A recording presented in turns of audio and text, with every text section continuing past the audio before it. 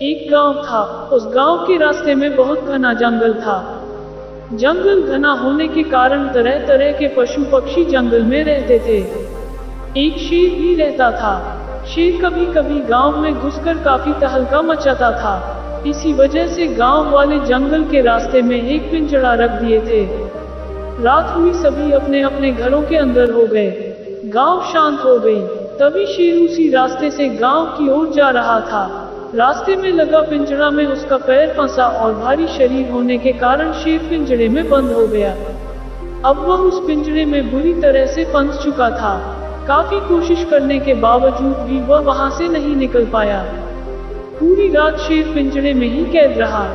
सुबह हुई, कुछ समय बाद उसी रास्ते से गांव में एक व्यक्ति जा रहा था। तभी शेर बोला, ओ भाई, ओ भाई। वह व्यक्ति शेर को पिंजरे में देखकर डर गया। शेर को काफी तेज की भूख लगी थी। शेर ने उस व्यक्ति से कहा, मेरी सहायता करो, मुझे बहुत तेज प्यास लगी है, कृपया कुछ पानी पिला दो। व्यक्ति बोला, नहीं नहीं, मैं तुम्हारी सहायता नहीं कर सकता। तुम एक मांसाहारी जीव हो, अगर मुझे ही अपना शिकार बना लिए तो। शेर बोला, नहीं भाई, मैं ऐसा नहीं करूंगा। शेर की लाचारी देखकर उस व्यक्ति को शेर पर दया आ गई और वह बगल के तालाब से पानी ले आया और शेर को पानी पिलाया। शेर पानी पी लिया। उसके बाद फिर से उस व्यक्ति को बोला, प्यास तो बुझ गई, अब पूरी रात से भूखा हूँ, कुछ खाने को दे दो ना। उस व्यक्ति ने शेर के भोजन की व्यवस्था में जुट गया और कहीं कहीं से उसका भोजन ले आया।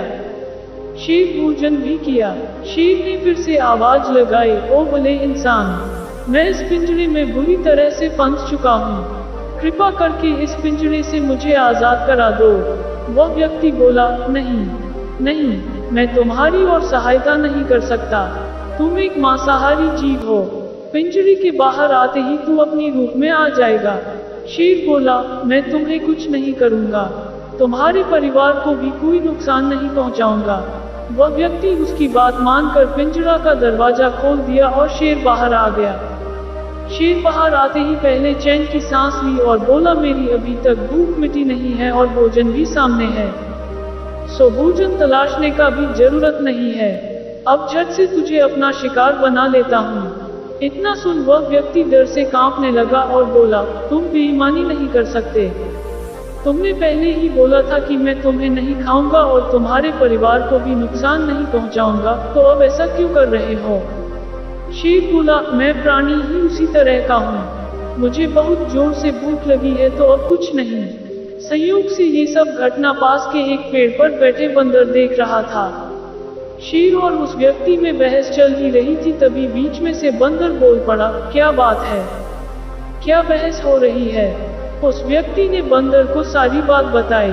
बंदर बोला, अच्छा तो ये बात है, वैसे मुझे एक बात समझ नहीं आई, इतना बड़ा शेर इस छोटे से पिंजरे में कैसे आ सकता है?